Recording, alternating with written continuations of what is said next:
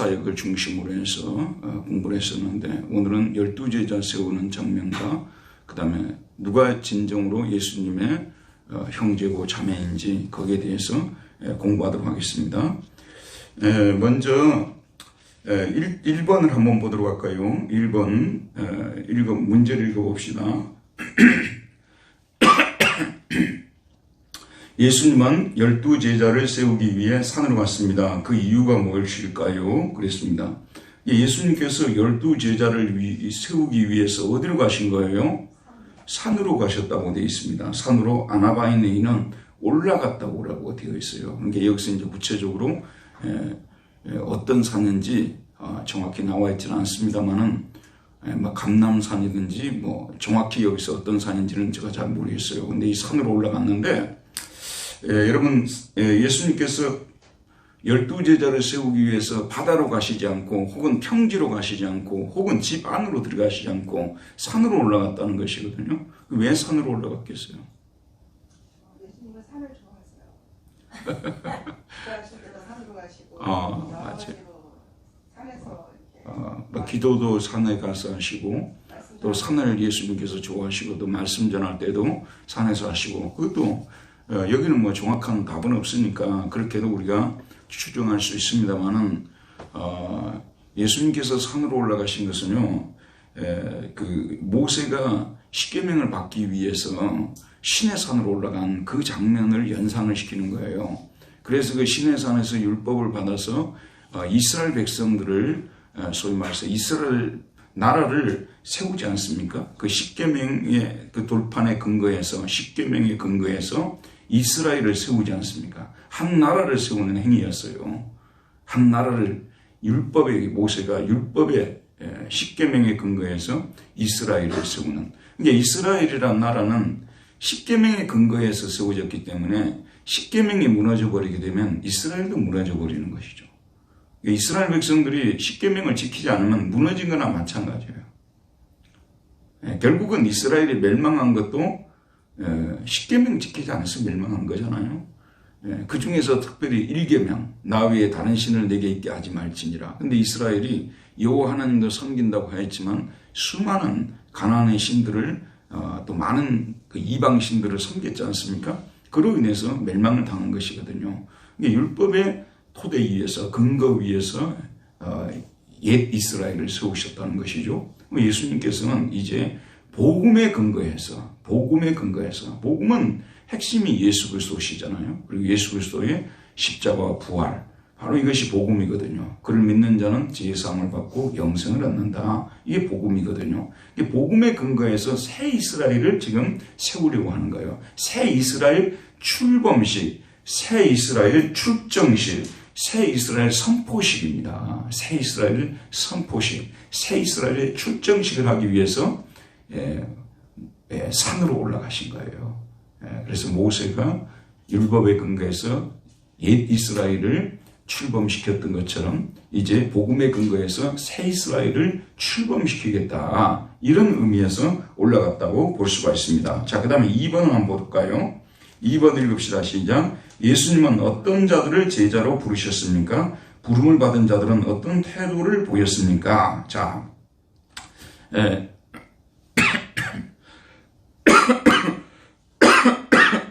어떤 자들을 부르셨어요? 예수님, 여기 보면 자기가 원하는 자들을 부르셨다 그랬습니다.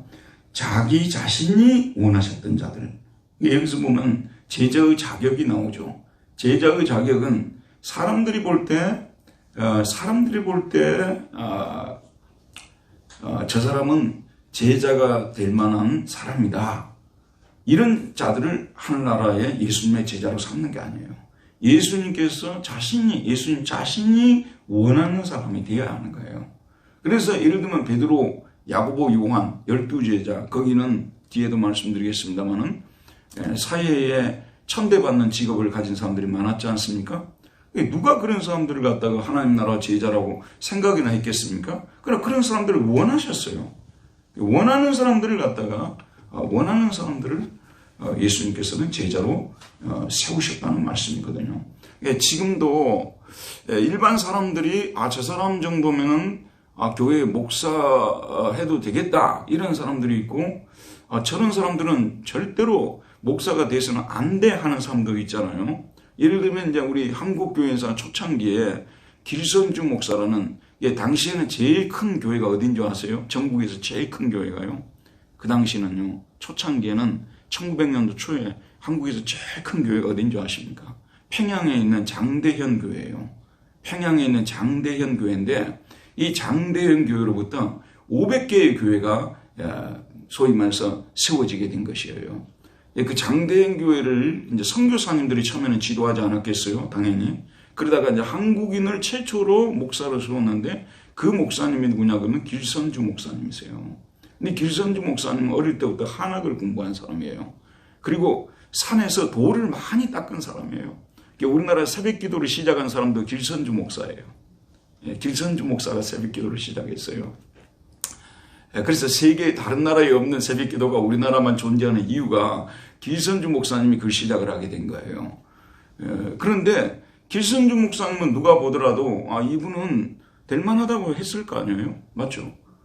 이런 정도의 뭐 한학도 공부하고 그리고 진짜 이분은 도를 찾으려고 정말 애를 많이 썼어요. 그래서 자기가 막 산으로 가서 거기다가 천막을 쳐놓고 저녁에 이슬을 맞으면서 기도도 하고 100일 기도는 뭐 보통이었고 금식 기도는 밥 먹듯이 했고 그리고 우리나라의 100일 기도 금식 기도 그렇게 들어온 것도 사실은 길선주 목사님 때문에 들어오게 된 거예요. 그리고 그 사람이 그렇게 하다가 겨울에 그렇게 하다가 결국은 신명까지도 눈이 너무 추운 데서 바깥에서 오래 있다 보니까 눈이 안 좋아져가지고 나중에 이름은 실명해버려요. 여러분 3.1운동 때 길선주 목사님 33인 중에 들어갔거든요. 33인 중에 들어갔는데 실제 태화관에는 길선주 목사님 나타나지는 않았어요. 그래서 뭐 나타나지 않은 이유를 가지고 뭐 여러 가지 말들이 많았는데 아무튼 뭐 눈 이게 안 보이는 거 이것도 뭐 그 이유 중에 하나 들어가고 뭐 하여튼 논쟁이 많아요. 증거에 대해서요. 그런데 이런 분들은 당시에 소위 말해서 목사가 될 만한 여러 가지 조건을 갖추었어요. 당시에 그 평양신학교의 그 평균 학벌이 뭐냐면요. 중학교예요. 평균 학벌이요. 그리고 중학교 이상의 수준으로 가르치지도 말라고 했어요. 왜냐하면 그렇게 가르치면은 옛날에 함께 있던 사람들하고 너무 이게 뭐라고 하죠? 그걸 보고 갭이 생긴다고 이렇게 할 정도로 그런 상황에서 길선주 목사님은 한학을 이렇게 공부한 사람이었어요. 근데 거기에 비해서 김익두 목사님이라는 분이 계셨거든요. 이분은 깡패 출신이잖아요. 그래서 막 장에 가는 사람들한테 막 돌 던지고 오늘은 장에 갈 때 길선주만을 만나지 말게 해달라고 선앙당에 가서 막 빌고 사람들이 갔다고 할 정도예요. 그런데 그 사람이 그래 뭐 교회 유리창 돌 던지 교회 유리창을 깼다는 얘기도 있고 그런데 어떤 여자 선교사님들이 전도를 하러 나가가지고 전도지를 줬단 말이에요. 임수양 집사님 좀 이쪽으로 나오세요. 잘 안 보여. 이 전도지를 주고 갔는데 그 전도지를 듣고 그 사람이 회개한 거 아니에요. 그래서 김익두 목사님은 1920년도에 한국교회 부흥운동을 주도를 했거든요. 근데 그분을 통해서는 수많은 기적들이 많이 나타났어요.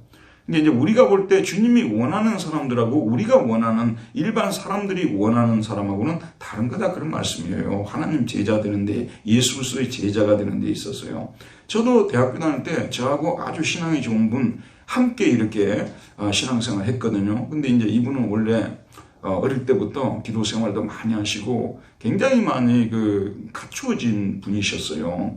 근데 이제 저는 우리 목사님이 보실 때 저는 이제 그 교회를 좀 이렇게 장로로서 섬겨주기를 바랬던 거예요. 왜냐하면 저는 또 당시 이제 사대를 다녔기 때문에 학교 선생님을 하면서 거기 좀 섬겨주기를 바랬었어요. 근데 나는 하나님께서 1년 동안 4학년 때 계속 기도를 했었는데 하나님께서 저를 이제 목회자가 되라고 신학교를 가라고 한 것이거든요. 근데 우리 목사님은 원하지 않았어요. 우리 목사님 원하지 않았어요. 제가 목사 되는 거예요. 그냥 교회에서 장로로 섬겼으면 좋겠다고 했어요. 아마 제가 있어도 그랬을 것 같아요. 그런데 하나님께서 저를 원하신 거예요. 하나님께서 저를 원하신 거예요. 하나님이 원하는 사람들이 제자가 되는 거예요. 예수께서 원하시는 사람들이 제자가 되는 것이지 내가 원한다고 혹은 사람들이 원한다고 해서 제자가 되는 것이 아니라는 말씀입니다. 그게 아주 중요한 포인트입니다.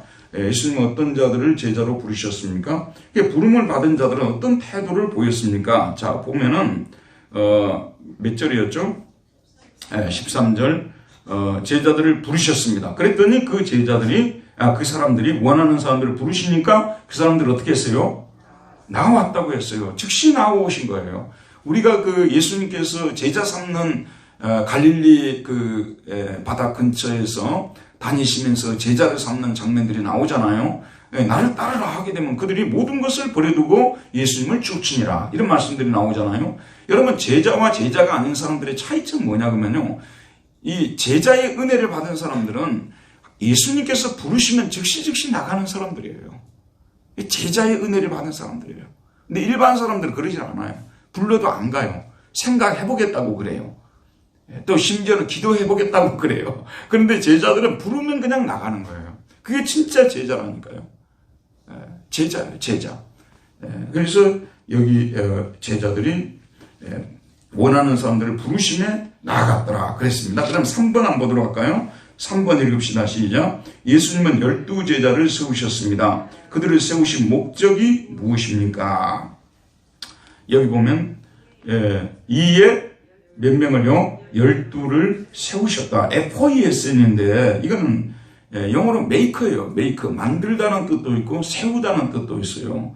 그게 지금 12명을 만들어서 하나의 그룹을 만든 거예요. 하나의 그룹을 만든 것입니다.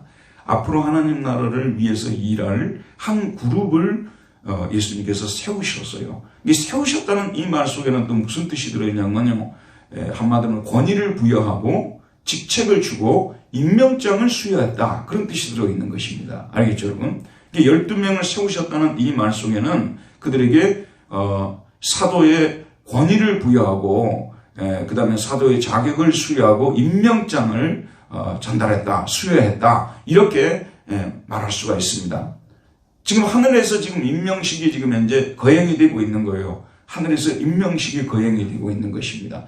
원래 이 정도의 임명식, 하늘나라의 제자, 이거는 뭐 그 시대뿐만 아니라 오고 오는 세대, 심지어는 하늘나라에 가서도 12제자가 앉을 자리가 있었다고 했잖아요. 그 엄청난 영광의 자리를 지금 어디에서 아무도 안 보는 산에서 아무 청중도 없는, 청중 한 명 없는 그곳에서 이 12명을 세우시는 이 장면을 볼 수가 있다는 것입니다. 우리는 보통 이 정도의 사람들이 세워지려면 거창한 세리머니들이 행해져야 되지 않습니까? 저는 예전에 졸업식을 할 때 그 미국식으로 그렇게 다 졸업을 하는 줄 알았어요. 미국에는 이제 그 강당에 들어가 가지고 그 다음에 이제 막 가운을 입은 분들이 쫙 서가지고 그 다음에 또 그날 받을 사람들도 가운을 입고 그 다음에 이제 아주 세리머니 많이 하면서 이렇게 임명장, 졸업장을 주고 그러면 이제 끝나고 나면 막 플래시 터지고 막 이렇게 또 막 엄청난 세리머니죠. 그런 줄 알았어요, 저는요. 근데 유럽에서는 학위를 받지 않습니까? 거기 자기 아는 지인들 밖에 안 와요. 그리고 그런 세리머니라는 것이 없어요. 그냥 논문 방어식을 갖거든요. 논문을 이제 제출하고 통과가 되면 몇 월 며칠 날 논문 방어식을 이제 지금 저처럼 제가 이제 발표를 하는 거예요. 저 논문에 대해서 발표를 하게 되면 교수님들이 주로 쫙 앉아 있어요. 우리 학교 교수들이 쫙 앉아가지고 그 자리에서 바로바로 질문을 하는 거예요. 거기에 대해서 자기가 생각하는, 예를 들면 이제 저 같은 경우는 이렇게 논문 방어식을 하는데 제가 논문을 발표하니까 학교에 상당히 유명한 교수인데 저 논문에 대해서 그냥 바로 반대하는 그런 입장을 탁 던지더라고요. 그래서 상당히 당황했죠. 근데 제가 그랬어요. 나는 그런 부분을 열심히 읽고 공부를 했는데 당신은 그 부분을 안 본 것 같다고 그랬어요. 본인이 굉장히 싫어했겠죠. 근데 그게 이제 뭐 피차간에 이제 학자들끼리 논하는 거니까 그렇게 됐어요. 그리고 끝나고 나서 그 자리에서 이 졸업장을 그 자리에서 그냥 이렇게 주는 거예요. 그럼 그거 받고 끝나는 거예요. 옷도 입는 것도 없어요. 옷 입는 것도 없고. 그러면 이제 바깥에 우리 식구들 몇 명, 그때 또 교인들은 오지 말라고 했어요. 교인들이 또 중에서 공부하는 학생들도 있고, 좀 힘든 학생들도 많으니까 또 다 일하러 가고 하니까 그냥 우리 식구만 그게 했고, 거기서 그냥 사진 찍고 나오는 거예요. 그렇지만 그거는 뭐냐면 하나의 학위가 주어지는 장면이었잖아요. 이 12제자들을 임명장 수여식에는 이보다 훨씬 못한 거였어요. 이보다 훨씬 못한 산에서 아무 청중도 관중도 없는 그런 상황에서 이 지금 이제 임명장이 수여됐던 것을 볼 수가 있습니다. 그러면은 그 12제자를 세우셨는데 그들을 세우신 목적이 무엇입니까? 이게 중요합니다. 12제자를 세우신 목적이 무엇이냐? 이는부터 나오겠죠? 첫째는 뭡니까? 자기와 함께 있게 하시고, 자기와 함께 있게 하시고. 마태복음에는 이 구절이 나오질 않아요. 마태복음에는요. 똑같은 제자 세우는 장면이 나오는데 여기는 함께 있게 하시고라는 구절이 나오겠는데 우리가 또 한 가지 생각해 봐야 될 것이 뭔지 아십니까? 여러분, 이 마가복음을 기록한 마가는 예수님이 12제자 속에 들어있는 사람으로 다 알고 있잖아요. 그죠? 아니, 아시는 분도 있습니다만 마태, 마가, 누가, 요한이니까 설마 안 들어있겠나 그러잖아요. 근데 마가는 사실은 들어있잖아요. 그리고 바울이 전도여행 때 마가를 데려갔다가 처음에는 마가의 다락방에서 여러분이 아시는 대로 오순절에 거기서 120명이 모여서 기도할 때 성령 강림을 했잖아요. 초대교회에 아주 핵심적인 역할을 했던 사람인데 바울의 선교여행을 따라가고자 실망스럽게 행동을 해가지고 중간에 쫓아보내버렸잖아요. 그 마가예요. 근데 나중에 바나바가 또 마가를 또 데리고 가고 또 나중에는 설득을 해가서 바울도 마가를 나에게 오라. 그렇게 좀 뒤에 가서 잘 되고 앞 전반전에는 상당히 실망스럽게 행동했던 사람이 마가예요. 근데 이 마가는 참 놀랍게도 여기에 제자의 자격에 매우 중요한 말씀을 넣어놨어요. 마태가 넣어놓지 않았던. 그게 뭐냐면 자기와 함께 있게 하시고라는 이 부분을 아주 중요한 부분을 넣어놨어요. 우리는 보통 예를 들면 이제 지금 새로운 대통령이 들어오셔가지고 이제 강요들을 임명할 거 아니에요. 근데 강요들을 임명하는 목적은 대통령과 함께 있도록 하기 위해서라는 말은 절대로 쓰지 않겠죠. 강요들을 임명하는 것은 뭐 문체부 장관이면 거기 가서 일하고 내무부 장관이면 거기 가서 요즘 행자부라고 하죠. 뭐 하고 그다음에 국방부 장관이면 거기 가서 일하라는 거지. 그 대통령과 함께 있게 하시고 이런 말은 사실 거의 안 쓰잖아요. 그런 생각도 없고요. 그런데 여기 보게 되면 예수님과 함께 있게 하시고 이 부분이 매우 중요한 부분입니다. 사실 이 제자가 가장 힘써야 될 부분이 무엇이냐면 예수님과 함께 있는 이것에 가장 힘을 써야 돼요. 말하자면 우리가 홀로 앉아서 예수님과 독대하면서 경건의 시간을 갖고 성경을 읽고 기도하고 이런 시간이 가장 제자에게 중요한 시간이에요. 근데 이것이 한마디로 말해서 기본적인 사항이라고 보는 거예요. 제자에게서 가장 중요하게 요구되는 그런 부분이다. 그게 예수님과 함께 있는 것이라는 거죠. 근데 사실은 저와 여러분도 경험합니다만은 일이 많아지게 되면 일이 많아지면 많아질수록 예수님과 함께 있기보다는 일하는 데 분주하게 돼 있어요. 여러분 잘 아는 대로 마리아와 마르다에서 나오는 것처럼 마르다 일하기에 분주했지 않습니까? 그렇죠?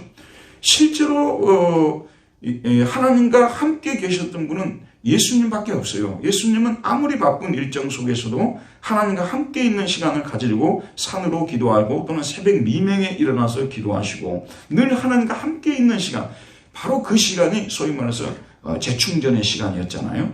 하늘의 능력으로 다시 한번 채워지는 시간이었고 또 하나님과 교제를 또 풍성히 하는 시간이었고 또 영혼이 정화되는 시간이었고 또 영혼이 쉼을 얻는 시간이었고 여러분 원래 정말로 장기적으로 일을 하기 위해서는요 영혼이 항상 좀 평온한 상태를 유지해야 되는 거예요. 영혼이 예민해 있고 영혼이 아주 막 분주해 있고 이런 상황에서는 하나님께서 기뻐하시는 사역을 할 수가 없습니다. 그런 것들이 quiet 타임을 통해서 이루어지거든요. 그래서 이 소위 말해서 경건의 시간, 함께 있는 시간, 항상 일을 하고 와서 함께 있어야 되거든요. 오늘날 가족 제도가 많이 무너지고 있다고 그러지 않습니까? 이미 무너졌다고 말하죠. 사실은 가족의 본질이 함께 있는 사람들이 사실은 가족들 아니에요. 근데 함께 있는 시간을 없애버린 것이 현대 사회 아니겠습니까? 사회 구조죠. 그러니까 새벽부터 데려가 버리는 또 직장도 있고 또 밤늦게까지 있으라는 직장도 있고 맞죠? 출퇴근도 갖지 않고 함께 밥 먹는 시간도 없어요. 그러시죠? 함께 밥 먹는 시간이 없어요. 그러니까 가족 제도도 사실은 뭐냐면 조용히 소리 없이 붕괴가 되고 있고 되었다고 볼 수가 있는 거 아니겠습니까? 교회도 마찬가지입니다. 교회가 함께 있는 시간을 가지는, 여기에서 교회의 본질을 찾아야지, 교회가 무슨 일을 했다 이걸 가지고 본질을 찾으려면은 정말로 그거는 얼른 보게 되면은 교회가 이런 일도 해야 되고 저런 일도 해야 된다고 말하지 않습니까? 또 그런 일도 우리가 힘을 써야죠. 전도하는 일도 있고 구제하는 일도 있고 또 선교하는 일도 있고 여러 가지 일들을 해야 되잖아요. 그러나 교회가 가장 중요한 것이 예수님과 함께 있는 시간을 가지는 것. 그래서 성도의 교제를 하는 시간이 확보가 돼야 되는 거예요. 그게 바로 뭐냐면 성경 공부 시간이고, 그 다음에 우리가 음식을 먹으면서 먹고 마시면서 성도의 교제를 하는 이런 시간이잖아요. 이게 없어져 버리게 되면 사실은 지금 현재 가나안 교인들이 많이 생산되어 있지 않습니까? 예전부터 많이 있었습니다만은 코로나 이 사태 이후에 가나안 교인들이 지금 현재 엄청 많아졌지 않습니까? 맞죠?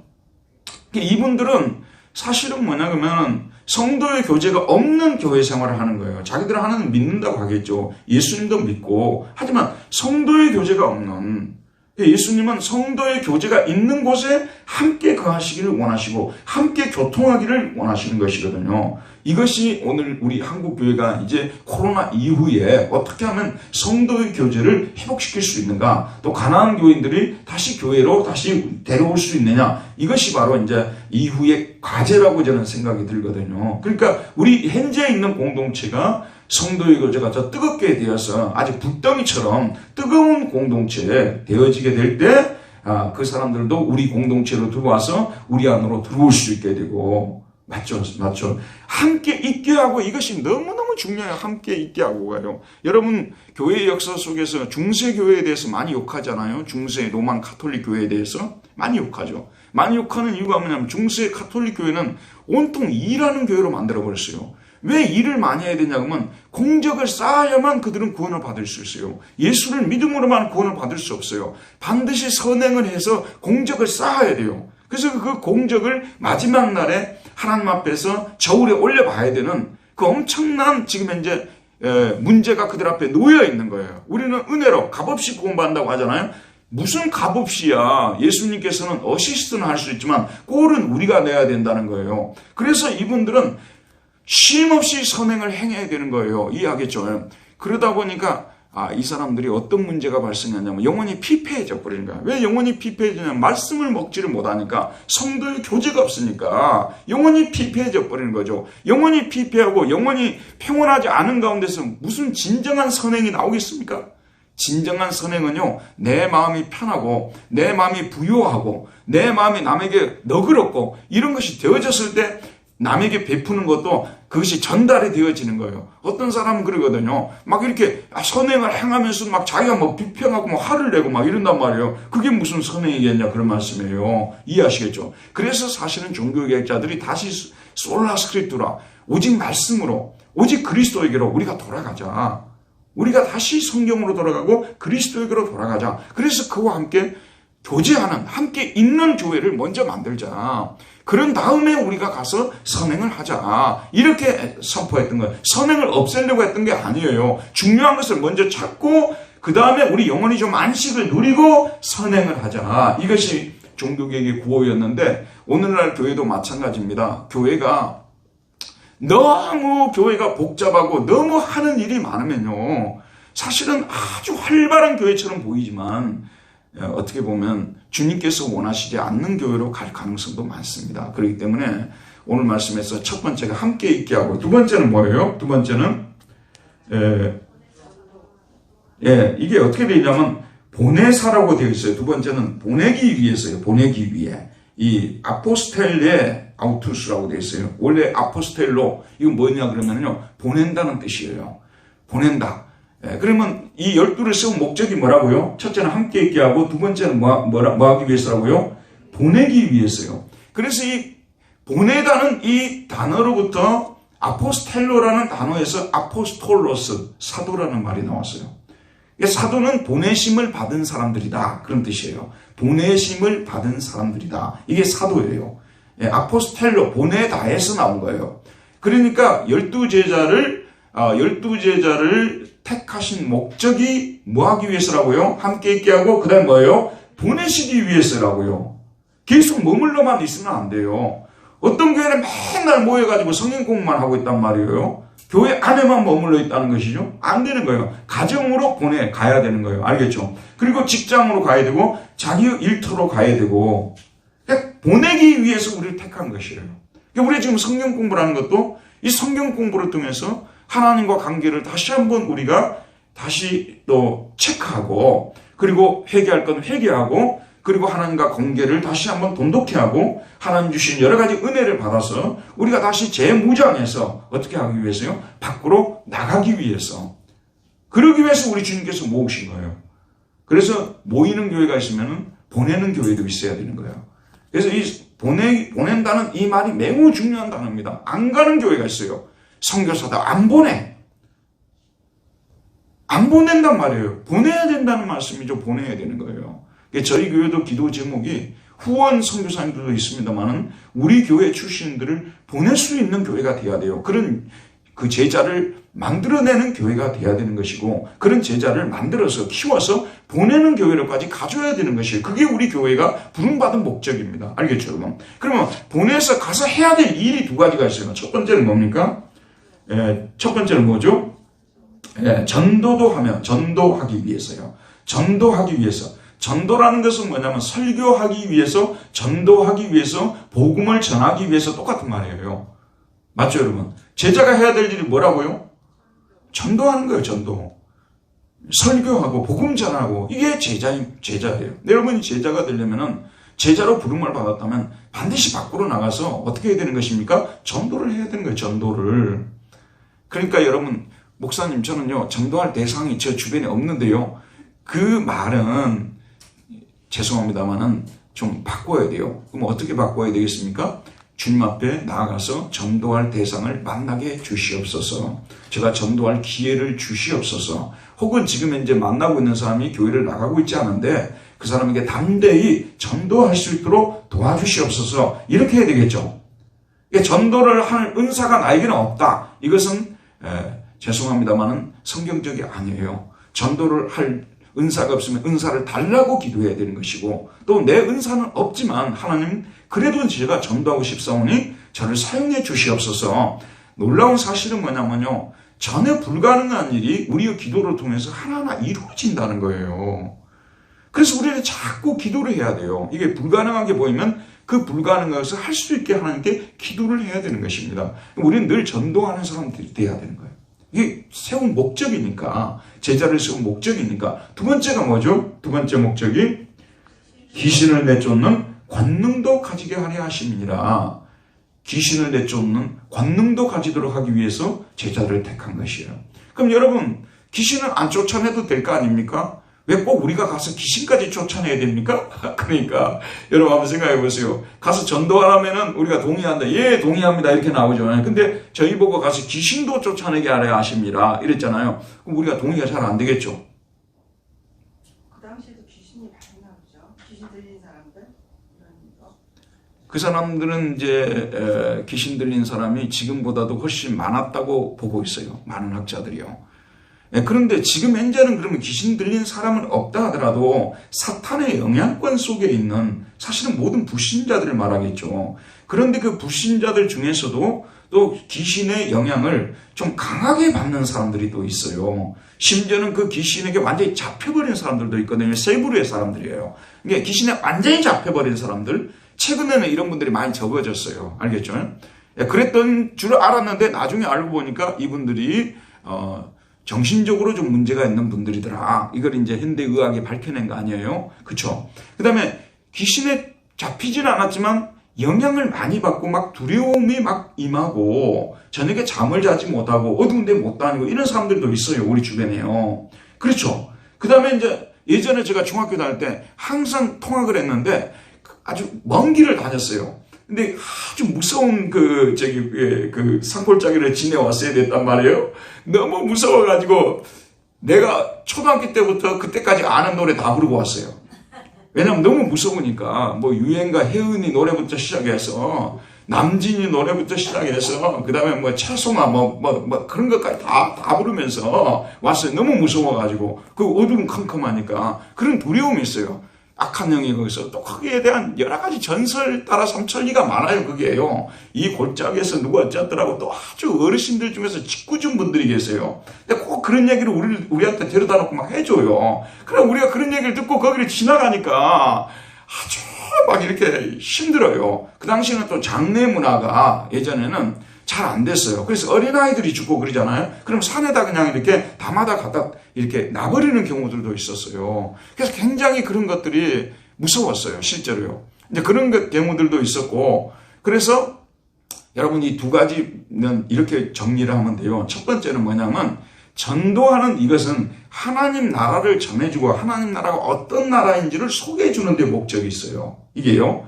그 다음에 귀신을 쫓아내는 것은 악령이 지금 현재 수많은 믿지 않는 사람들 속에 왕노릇하고 있고, 그 왕노릇한다는 것은 뭐냐면 그들 인생을 파괴시키고 그들의 삶을 파괴시키는 역할을 하고 있는 거 아니에요? 그럼 우리가 그들을 가서 그들에게 기도를 해주고, 그리고 그들로 하여금 예수를 믿게 하고 의지하도록 만들어주면서 심적인 안정감을 찾아주고, 그게 바로 오늘날 축사사역이라고 보는 거예요. 이해하겠죠? 이 사역을 통해서 결국은 어떤 나라가 무너지는 거예요? 전도 사역을 통해서는 하나님 나라가 세워지게 되고, 그 다음에 이 악기를 쫓아내는 이 사역을 통해서는 지금까지 이 하나님이 만드신 세상에서 거짓말로 사람들을 속에서 왕노릇하고 있는 마귀를 쫓아내주고 마귀의 나라를 붕괴시키고 파괴시키는 역할을 한다는 거죠. 이해하겠죠? 그래서 이 제자가 할 일은 두 가지예요. 한편으로는 뭐라고요? 전도를 해서 하나님 나라가 어떤 나라인지를 사람들한테 전해주고 그 내용이 무엇인지를 알려주고, 또 한편으로는 지금 현재 이 거짓의 왕 마귀를 쫓아내고 이 마귀의 영향권 속에 있는 사람들을 보호해주고 그 두려움에서 건져내주고, 그래서 결국은 마귀의 왕국을 파괴시키는 전도를 통해서 하나님 나라를 왕국을 세우고, 그 다음에 축사사역을 통해서 마귀 왕국을 무너뜨리는 이 역할을 하도록, 이 일을 하도록 제자들을 부르시고 세우셨다는 말씀이 되는 것입니다. 알겠죠, 여러분? 지금 현재 이 12제자의 사역의 기간은 끝났어요. 그리고 지금은 12제자는 사도라는 것은 없습니다. 지금도 미국의 일부의 그 좀 이상한 사람들이 사도적 교회라는 막 이런 걸 막 외치면서 그 사람들은 말하는 것도 뭐 하라! 선포하라! 막 이렇게 하고, 사도적으로 선포하면 막 이루어진다고 하고, 이렇게 막 굉장한 파워를 자기들이 부여받은 것처럼 행동을 한다 그 말이에요. 이런 사람들이 지금 엉터리들이에요. 말하자면 엉터리들. 거기에 현혹되면 안 되는 거예요. 그러면 죄송합니다만은 잘못하면 미쳐가는 거예요. 멀쩡한 사람이 어디 가고 뭐 이렇게 될지어다, 너는 앞으로 이렇게 될 것이다, 내가 기도해 봤더니 뭐 그랬더라. 아주 위험한 것입니다. 정말로 위험한 것이에요. 우리가 오늘 축사사역이 없어진 건 아니지만 여전히 우리가 축사사역은 되지만 또 우리 주변에 사실 귀신 들린 사람도 별로 없어요. 하지만 영향권 속에 있는 사람들은 생각보다 많다는 것입니다. 그들을 위해서 우리가 기도하고 벗어나도록 해줘서 그게 결국은 마귀의 왕국을 무너뜨리는 일 아니겠습니까? 그런 의미에서 오늘날 사도적 지금 이 과제, 임무 이런 것들은 우리에게 계속된다고 볼 수가 있는 것이죠. 알겠죠, 여러분? 그 부분에 있어서 목사만 사도의 계승자다, 그건 또 엉터리예요. 우리 모두가 사도적 지금 현재 직분의 계승자들이라고 볼 수가 있는 것입니다. 알겠죠? 우리 목사만 전도해야 돼요? 여러분도 전도해야죠. 목사만 그러면 그 어둠에 시달리는 사람들을 위해서 기도해줘야 돼요? 여러분도 기도해줘야 되죠. 맞죠? 그래서 사실은 목회직은 여러분에게 공동체 앞에서 사람들에게 말씀을 전해주고 가르쳐주고, 그 다음에 성례를 시행하고, 알겠죠, 여러분? 이 일을 하기 위해서 목사를 세운 거예요. 그 다음에 교회 행정들 있지 않습니까? 이런 것들을 하기 위해서는 장로를 세우는 거예요. 그 다음에 교회의 회계라든지 이런 일들 있잖아요. 그걸 위해서 집사를 세우는 거예요. 직무가 분할이 되어 있어요. 이해가죠? 그렇기 때문에, 하지만 우리는 사도적 권세는 우리 모두에게 주어진 것이에요. 이걸 잊지 말자고요. 그러니까 이거 잘 정리라고 하죠. 그 다음 몇 번입니까? 4번 읽읍시다. 시작. 시몬에게는 어떤 이름을 더하셨습니까? 또 세베대의 아들 야고보와 야고보의 형제 요한에게는 어떤 이름을 더하셨습니까? 자, 이 12를 세우셨으니 시몬에게는 어떤 이름을 베드로란 이름을 주었죠. 여기서 이제 소위 말해서 가톨릭이 이제 세례받을 때 세례명을 주잖아요. 그게 이제 바로 여기서 나온 거예요. 원래 이름은 누구라고요? 시몬, 그 다음에 세례명이 뭡니까? 베드로. 이런 식으로 되어진 것입니다. 저도 세례명을 하나 가졌어야 되는데, 우리 쪽은 이제 세례명을 안 주니까, 근데 가톨릭 쪽에서 지금도 영세 받고 그러면 영세명을 주잖아요. 그래서 바울, 베드로가 압도적이에요.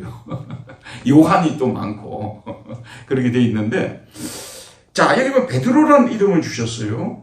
무엇을 의미하겠습니까? 앞으로 교회의 하나님 나라의 뭐죠? 반석과 같은, 원래 베드로는 반석이란 뜻 아닙니까? 반석과 같은 그 역할을 하게 될 것이라는 것을 주님께서 이 이름을 주심을 통해서 알려주고 있는 것입니다. 정말 아시겠죠? 베드로는 그런 사람 될 것이고, 그 다음에 또 누굽니까? 또 세베대의 아들 야고보와 야고보 형제 야고보 요한, 베드로, 안드레, 야고보, 요한, 그리고 우리 그 예전에 그 노래 불렀었죠. 베드로, 안드레, 야고보, 요한. 안 들어보셨어요? 아, 그 교회가 좀 안 좋은 교회인가 봐. 우리 좋은 교회에서는 베드로, 안드레, 야고보, 요한 이런 게 배웠어요. 베드로가 이제 그 형제가 누구죠? 안드레죠. 그 다음에 이제 야고보와 뭐죠? 요한. 이거는 세베대 아들들이죠. 처음 제자 부르실 때 네 사람을 부르는 장면이 나오지 않습니까? 맞죠? 그런데 여기 보면 안드레가 좀 밀려 있어요. 그리고 야고보와 요한이, 사실 안드레는 베드로를 예수님께 데려온 일이 있잖아요. 그 일 외에는 별로 그렇게 주목할 만한 활동이 없었어요. 나오지 않아요. 그런데 야고보는 나중에 초대교회 중추적인 역할을 한다는 거 나오죠. 그 다음에 여러분 사도 요한은 말할 것도 없죠. 아시겠죠, 여러분? 그래서 여기 보게 되면 앞으로 하나님의 교회를 이끌어가는데 주춧돌 역할을 할 사람, 중추적 역할을 할 사람 세 사람을 지금 현재 여기다 지금 현재 앞에다가 집어넣고 있다는 것을 볼 수가 있습니다. 그런데 이들에게는 어떤 별명을 주었습니까? 보안에게 곧 우리의 아들이란 이름을 더하셨으며, 보안에게 곧 우리의 아들이란 이름을 주었어요. 여기는 이제 무슨 뜻이 있을까요? 사실 우리가 뜻을 꼭 찾으려고 억지로 갖다 붙이면 되겠습니다만은 특별한 뜻이 없고, 단지 초대교회에서 베드로와 함께 중추적 역할을 할 것이다, 이런 뜻으로 저는 받아들였으면 좋겠어요. 우리가 치면은 막 전 세계가 울리잖아요.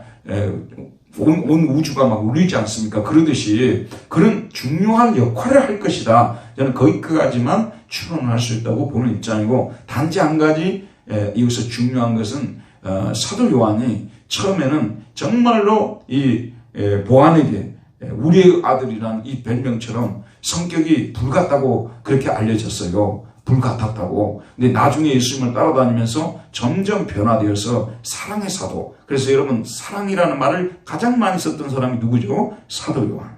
하나님은 사랑이시라. 하나님이 세상을 이처럼 사랑하사 독생자를 주셨으니. 압도적으로 사랑이라는 말을 많이 쓴 사람이 누굽니까? 이 지금 요한이잖아요.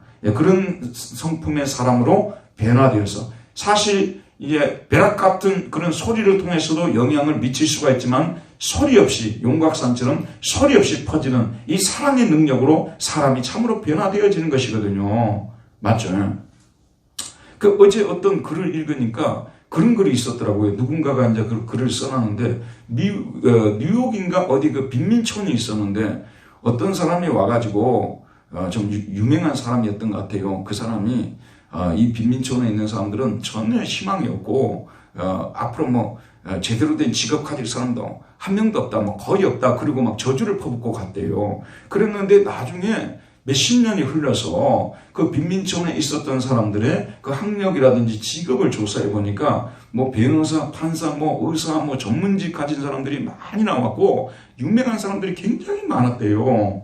그래서 그 비결이 무엇인가를 파헤쳐 봤더니 거기에 어떤 소위 말해서 사도 요한과 같은 사람이 왔다는 거예요. 그래서 그들을 진정으로 사랑으로 양육했다는 겁니다. 그 사랑이 결국은 그 아이들을 변화시키고, 그 다음에 그 변화된 아이들이 또 뭐죠? 공부를 할 수 있지 않겠습니까? 그 공부를 하게 되고. 이게 참 재밌는 게 우리 교회에 왔던 그 당시에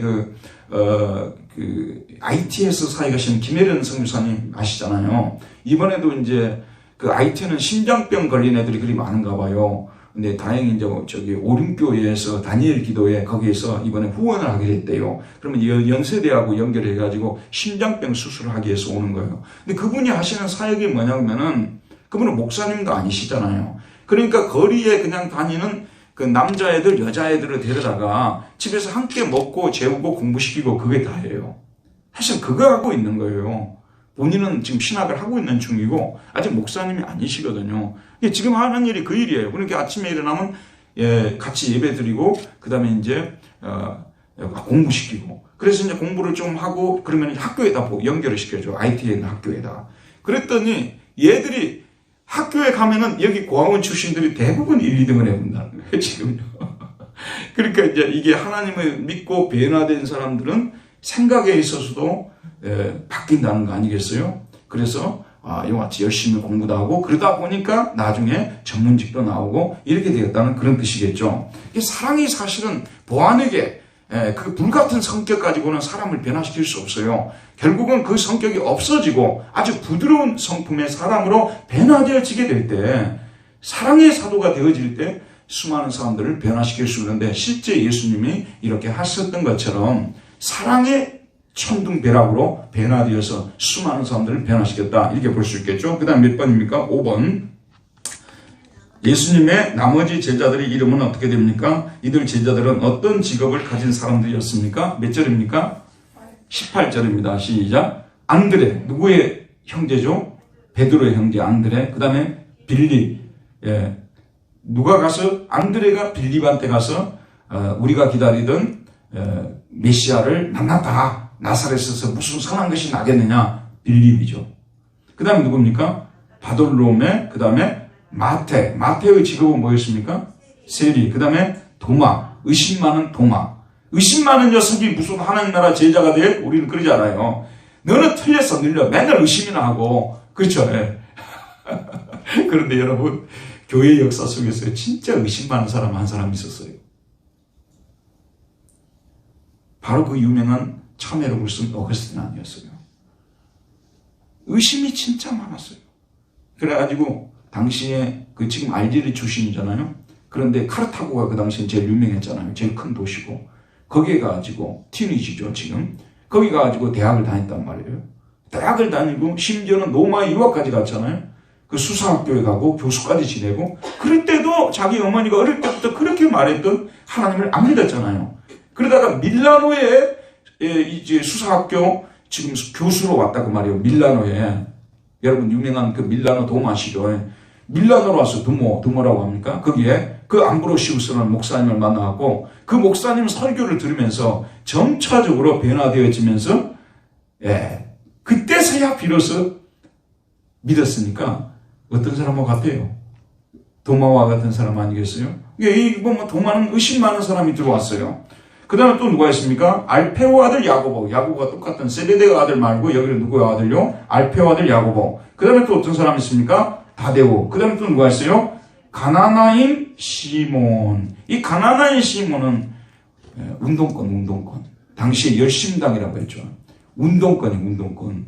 로마를 폭력으로 우리를 몰아내야 되고 독립을 쟁취해야 된다는 소위 말해서 급진적 뭐라고 해야 될까요? 민족주의자들이었죠. 그 모임이 이 가나나인이었어요. 운동권도 여기에 들어와 있었어요. 여러분 한번 보세요. 그러면 이런 사람들이 조화가 돼가지고 원팀을 이룰 수 있을까요? 지금 회사들이 사람을 뽑는다면 절대 이런 식으로 뽑지는 않을 겁니다. 근데 예수님께서 제자들을 부를 때는 우리 인간들하고는 완전히 다른 것이에요. 다양한 사람들을 부르시고 다양한 성격, 다양한 직업들을 불러서 하나로 녹여가지고 한 그룹이 원팀이 되게 만들어서 원 스피릿을 집어넣어 주시고 원 하나의 목표를 집어넣어 주셔서 이들을 하나님 나라의 제자들로 운동의 아주 운동원들로 삼으신다는 것. 이것이 바로 이 하나님 나라를 이루는. 그래서 우리 인간은 사람들을 바라볼 때 많은 편견을 버려야 돼요. 이런 사람은 하나님 나라 제자가 될 수 있을 것이다. 이런 사람은 될 수 없을 것이다. 아까 초대교회 역사에도 김익두 목사님 같은 경우는 목사는 해서는 안 될 사람 아니었어요? 그러나 그 사람이 변화되어서 얼마나 많은 사람들이 영향을 끼쳤습니까? 우리가 그걸 볼 수 있다는 것이죠. 그 다음에 또 마지막으로 누굽니까? 예, 가룟 유다니 이는 예수를 판다더라. 근데 대체로 이 우리나라 지도로 말하자면요, 앞에 나와 있는 11사람은 10사람이죠. 10사람은 북쪽 출신들이에요. 주로 갈릴리 지역 출신들이에요. 근데 가룟 유다만 어디 출신이냐면 남쪽 지방 출신이에요. 우리가 이제 인간 관계를 분석하고 그런 사람들은 소위도 많이 느꼈을 것이라는 생각이 들었고, 자기 존재감을 더 많이 드러내려고 했을 것이고, 그런 것들이 있겠죠. 근데 결국은 알면서도 예수님께서 가룟 유다를 선택한 것은 누군가는 예수님을 팔아야 되잖아요. 그래 십자가에 돌아가셔야만 구속이 이루어지지 않습니까? 맞죠, 여러분? 그래서 알면서도 선택을 하셨다는 말씀입니다. 모든 공동체는요, 여러분 보세요. 우리는 아마추어들이잖아요. 근데 프로 회사를 운영하고 그런 사람들은요, 자기가 뽑은 사람들 중에 몇 퍼센트 정도는 나를 끝까지 따를 사람들이고, 몇 퍼센트 정도는 반신반의하는 사람들이고, 몇 퍼센트 정도는 나를 결국은 버리고 간 사람들이다. 다 계산을 넣고 뽑는데요. 우리는 그런 거 모르죠. 근데 그 사람들은 그렇게 한대요. 이 사람이 결국은 나에게 적이 될 수 있을 것이다. 알면서도. 그래 예수님께서 지금 여기에서 이미 다 알고 예수님 하나님이시니까 왜 모르시겠어요? 많은 사람들이거든. 왜 가룟 유다 같은 사람을 뽑았냐고, 예수님이 왜 그런 일을 하셨냐고 이러지 않습니까? 그러나 가룟 유다가 예수님을 팔아야만 구원 역사가 이루어지기 때문에 알면서도 허용을 하신 것이죠. 이런 것들은 이제 초신자들한테는 상당히 어려운 얘기고 또 시험 들 수 있는 얘기도 되는 것이거든요. 하나님이 뭐 어쩌고 그러냐고, 그러니까 이런 얘기는 안 믿는 초신자들한테 안 하는 것이 더 좋아요. 결국 12명 뽑아놨는데 그 중에 한 명이 배반자가 나왔다. 이 정도로 말하면 다 알아듣거든요. 근데 거의 예수님이 알면서도 뽑았다면, 아니, 예수님이 됐고 어떻게 알면서 뽑아? 이럴 수 있으니까 이런 논쟁이 될 수 있는 얘기들은 가능한 안 하는 게 좋다는 말씀입니다. 자, 그 다음에 이제 마지막으로 31절 몇 번입니까? 7번이죠. 읽읍시다. 시작. 어머니와 동생들은 예수님이 계신 곳으로 와서 어떻게 행동을 합니까? 예수님을 부르러 앉은 무리들은 가족들의 이 요구에 어떻게 대응합니까? 한번 봅시다.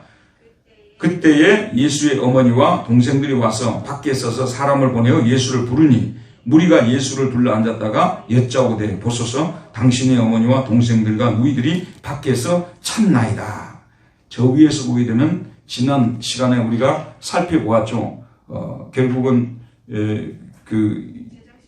제정신이 아니라고 미쳤다고 말하면서 21절에 예수의 친족들이 듣고 그를 붙들러 나오니 이는 그가 미쳤다밀려라.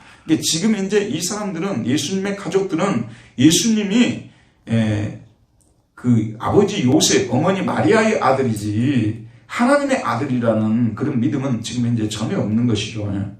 함께 살면서도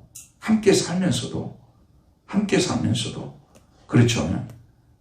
원래 참 어려운 것이 그거예요. 함께 사는 사람들 중에 인정받는 것이 참 어려워요. 바깥에 가면은 상당히 알아주거든요. 여러분 몰라서 그렇지, 저도 바깥에 가면 상당히 알아줘요. 함께 사는 분들이 잘 안 알아주는 경우들은, 예수님도 그랬지 않습니까? 선지자가 고향에서 대접받는 일이 거의 없다 그러잖아요. 참 그게 이상해요. 인간의 본성인 것 같아요. 그 며느리들도 그러잖아요. 며느리들도 매일 붙어있는 며느리보다 1년에 한 차례 와서 용돈 톡히 주고 가는 며느리가 더 사랑받는다 그러잖아요. 참, 매일 그 부모님과 함께 있는 그 며느리가 얼마나 고생스럽겠어요, 사실. 얼마나 고통을 당하겠어요. 그러지 않겠어요? 그런데 바쁘다고 일한다고 직업을 가졌다고 해서 전혀 들여다보지 않다가 가끔 와갖고 봉투 하나 딱 이렇게 넣어주고 간단 말이에요. 한 40, 50만 원 넣어가지고, 그것도 만 원짜리로 바꿔야 돼요. 다 해가지고, 두툼하게 해가지고, 다 누가 어머니가 거기에 완전 녹아져 버린다고. 이야, 우리 둘째 며느리는 진짜 인텔리다, 인텔리. 이런, 첫째 며느리를 막 천히 여기고, 여러분, 이게 우리 인간의 본성이에요. 그렇습니다. 자기 부모님들이 예수님을 아직도 메시아로 받아들이지 못하고 있잖아요. 그러면 그 다음 봅시다. 이 32절. 무리가 예수를 둘러 앉았다가 여짜오되 보소서 당신의 어머니와 동생과 누이들이 밖에서 찾나이다. 이 무리들은 지금 이제 예수님을 둘러 앉은 이 무리들은 그나마 지금 쫓아다니면서 말씀도 듣고 그나마 좀 이제 예수님을 좀 아는 사람인 것처럼 보였지만 이런 또 상황이 벌어지다 보면 똑같아. 이 사람들도 예수님의 그 가족들과 똑같이 예수님을 메시아로 보고 있지 않다는 것입니다. 그 다음에 이제 마지막 부분입니다. 8절. 예수님은 무리들에게 뭐라고 대답하십니까? 예수님은 어떤 자가 예수님의 가족이라고 말씀하십니까? 자, 34절 읽읍시다. 시작. 둘러 앉은 자들을 보시며 이르시되 내 어머니와 내 동생들을 보라. 이게 지금 이제 30절에 3절에 누가 내 어머니며 동생들이냐? 누가 내 어머니며 동생들이냐? 예, 그러면서 둘러앉은 자들을 보시며 이르시되 내 어머니와 내 동생들을 보라. 지금 예수님을 근접 지금 경호하고 붙어 다니고 말씀을 듣고 순종하는 그런 사람들을 보고 내 어머니와 내 동생들을 보라 라고 말하면서 마지막으로 말합니까? 35절. 누구든지 하나님의 뜻대로 행하는 자가 내 형제요 자매요 어머니이다. 하나님의 뜻대로 행하는 자가 내 형제요 자매요 어머니이다. 그래서 여러분 이 영적 패밀리 있잖아요. 소위 말해 스피리추얼 패밀리. 영적 패밀리가 여러분 이제 앞으로 인생 살면서 그래요. 참 역설이 발생하는데 모든 가정이 다 그런 건 아니에요. 혈육의 가족들하고는 항상 고통스럽고 마음도 편하지 않고 기분 안 좋은 일도 많고 막 소리 지르는 일도 나타나고 이러다가 교회에 와가지고 정말 믿음의 형제 자매들을 만나면 막 그냥 꽃이 피는 거예요. 얼굴이요. 그리고 마음도 편하고 너무너무 좋고 이런 일들이 벌어지죠. 신기하죠. 그래 이제 집에 딱 돌아갔어요. 그러면 자기 가족을 만나면 나왔어? 그러면 왔어? 하고 쏙 들어가 버리고 아주 그 집에 가면은 오히려 그냥 대화도 잘 안 되고 행복하지도 않고 그냥 밥 해준 거 먹고 나가고 야 그러다가 자기들이 시집가고 장가가고 이제 애기 놓고 나면 그때서야 처형되겠지만 그 전까지는 대부분 그렇잖아요. 그러니까 자기 가족들하고는 재미가 없고 행복하지가 않아요. 그런데 교회에 와가지고 함께 성경 공부하고 함께 교제하는 이 사람들은 왜 그리 좋은지 모르겠어요. 진짜 싫어하는 마음이 거의 없어요. 지금 여기 앉아 계신 여러분들 제가 싫어하는 마음이 거의 안 생기거든요. 근데 우리 가족 우리 여동생한테 전화 오면요 벌써 제가 막 신경이 여기 올라와요. 그리고 막 긴장이 되고요. 또 얘가 또 부탁을 하려고 나한테 또 전화를 했는지 모르겠다 막 생각이 들고 지금 이 나이가 돼서도 오빠한테 뭘 또 달라고 하는 건 아닌가 뭐 또 이런 생각이 들고 지가 좀 해결하지 뭐 어쩌고 저쩌고. 근데 나는 아주 부득이한 일 외에는 안 도와주려고 해요. 왜냐면 그거 자꾸 의존적이 되게 되면 결국 자기가 망하는 거 아니에요. 그래서 일부러 없다고 막 그래요. 돈이 있어도요. 그러다가 이제 진짜 필요하면은 자기가 이제 울고불고 하거든요. 그건 진짜 필요할 때예요. 그때 도와줘야지. 좀 필요하다고 전화하고 이러면 안 되거든요. 혈육과 관계를 맺는 것이 진짜 어려워요. 맞죠? 그런데 이제 우리가 여기서 조심히 끝내야 될 것은 무엇이냐면 섹트들 있지 않습니까? 이단들은 이런 구절을 갖다 대면서 그래서 영적 가족만 중요하지 육적 가족은 버려야 된다고 해버리잖아요. 그 신천지라든지 또는 이런 그 이단들 있잖아요. 그래서 모든 가족 관계가 붕괴돼 버리잖아요. 한 가족을 망가뜨려 버리잖아요. 그러니까 여기서는 우선순위로 생각해야 되는 거예요. 육적 가족이 필요 없어요. 여러분 끝까지 예수님의 가족들이 예수님을 결국은 따라다녔어요. 그리고 마리아는 이제 뭐 더 근접했었고 그 다음에 또 예수님 돌아가신 후에 이 가족들이 회심하고 또 주님 나라를 위해서 아름답게 쓰임 받았던 것을 알 수 있지 않습니까?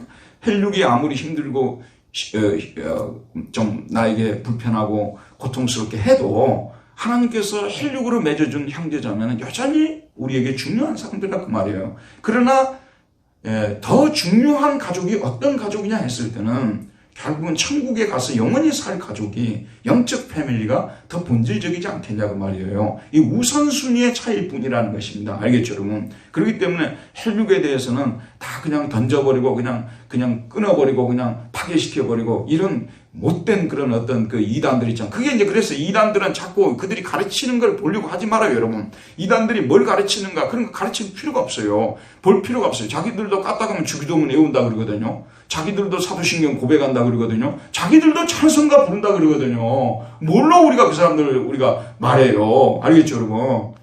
뭐 우리들 이단의 문제점 그러면 뭐냐면 자기들도 기존교회 문제점 얘기할 거 아니에요. 할 말이 없는 거예요. 그럼 이단은 뭐냐 그러면 하는 짓거리가 이단의 짓거리예요. 하는 짓거리가. 근데 자기 가족을 갖다가 그렇게 아무리 힘들고 어려워도 자기 가족을 그렇게 한순간에 배반해버리고 그냥 끊어버리고 이런 부모에 대한 도리도 안 해버리고 자식에 대한 도리도 안 해버리고 그 자기 목사만 좋다고 그냥 저절 쫓아다니고 이런 엉터리 같은 이런 흐름들에 대해서는 우리가 완벽하게 잡는 게 우선순위의 문제라는 것을 여러분은 항상 생각해야 된다는 것입니다. 하나님 감사합니다. 오늘도 성경 공부 통해서 우리가 다시 한번 예수님의 제자의 자격이 무엇인지, 그들이 해야 될 일이 무엇인지, 그리고 누가 진정한 예수의 가족인지에 대해서 살펴보았습니다. 이 말씀이 우리에게 잘 이해가 되고 또 우리 주님이 우리의 부탁한 것들을 행하려고 노력하는 애쓰는 우리 모두 되게 하여 주옵소서. 예수님 이름으로 기도했습니다. 아멘.